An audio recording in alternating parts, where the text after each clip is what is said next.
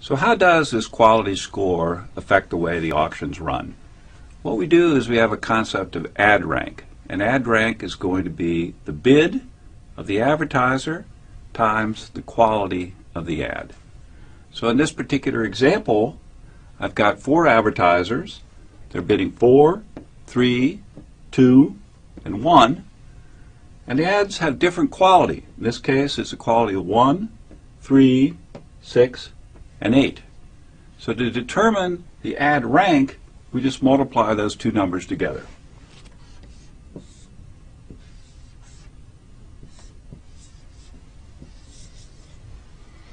And then what we do is we rank the ads by the ad rank.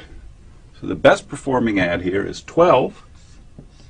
Second best is this ad at 9. Third best is this ad.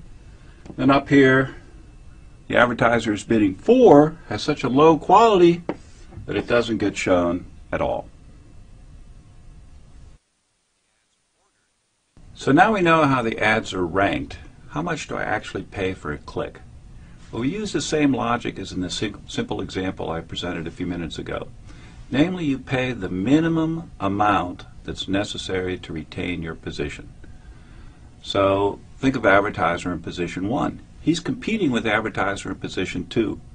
And the amount that advertiser 1 has to pay is determined by, here's the price he has to pay, here's the quality of advertiser 1, is going to be just enough to beat advertiser 2, who bids B2 and has quality level Q2.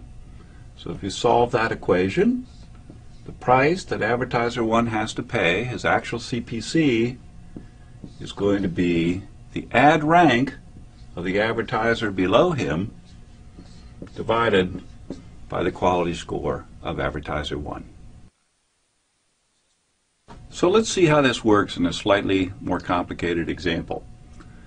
Here we've got 3 advertisers, and they're each bidding the same price. So we've got max bid is $4 for each of them. But they have different qualities. In this case, the quality is 8, 6, and 3. So the ad rank is determined by multiplying the bid times the quality to give us ad ranks of 3, 32, 24, and 12. So what determines the price?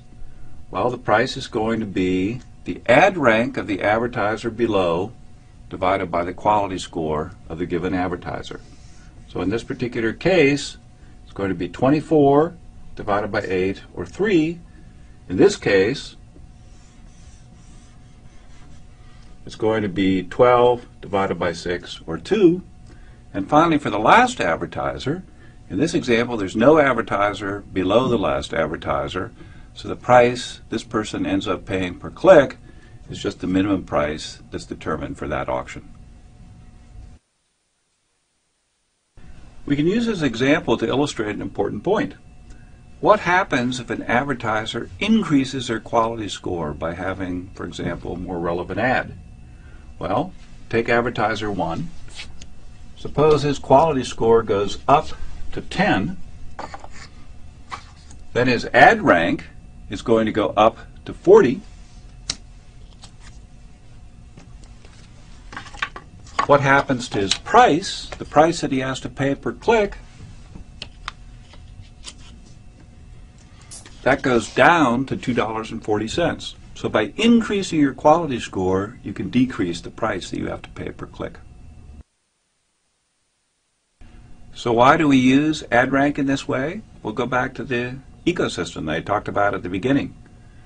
Makes users happier because users get to see more relevant ads.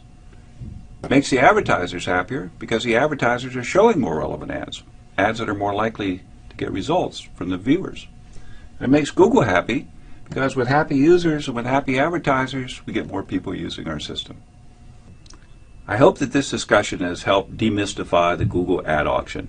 If you have any further questions or want to see additional material, go to adwords.google. Hi, I'm Hal Varian. I'm the Chief Economist here at Google, and today I want to talk with you a bit about how the ad auction works. So to make a successful auction, we have to reconcile the interests of three parties. And those parties are the advertiser, the user, and Google. The advertiser wants to show relevant ads so that users click on them. The users want to see relevant ads. They don't want to be bothered with spam or other irrelevant material. And Google wants to make a good experience for both the advertisers and the users so they come back and use our services in the future. Now that we understand the motivation of the players, we can look at how their actions are reconciled in the auction. So I'm going to do a very simple example to start with.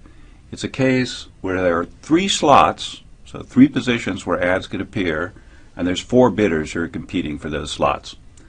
What happens is every time a query is made on Google, we run an auction.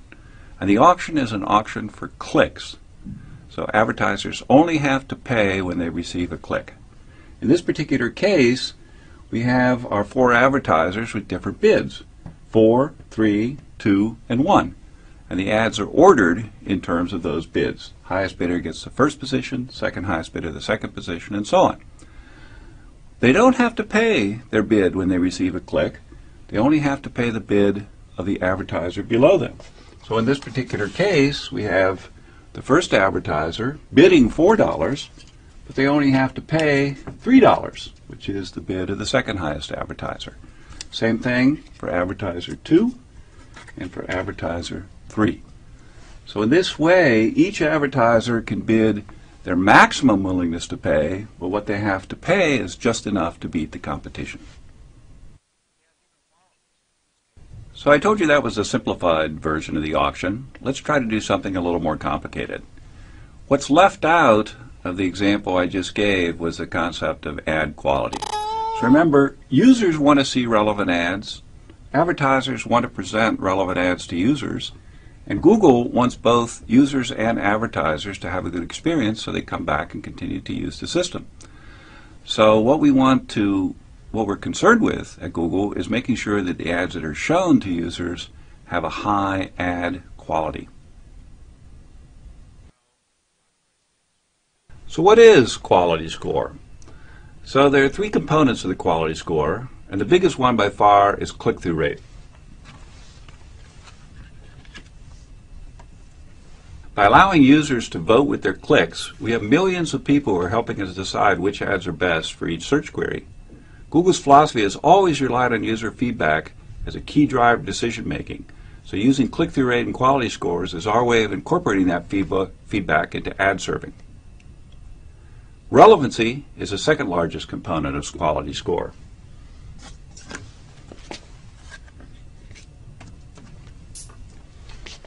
Both the relevancy of a keyword to the ads as well as to the user's search query. Google determines relevancy by analyzing the language and context of an ad or query and determining how well it relates to a keyword. Google uses relevance to make sure that only useful ads are displayed to users, and it prevents advertisers from paying their way onto a search that's unrelated to their product or service. The third component of quality score is landing page quality.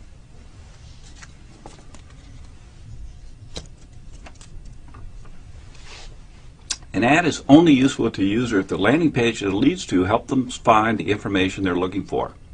A high-quality landing page should have relevant, original content, be easily navigable with quick load times, a minimum pop-ups or pop-unders, and be transparent about the nature of your business, how your site interacts with a visitor's computer,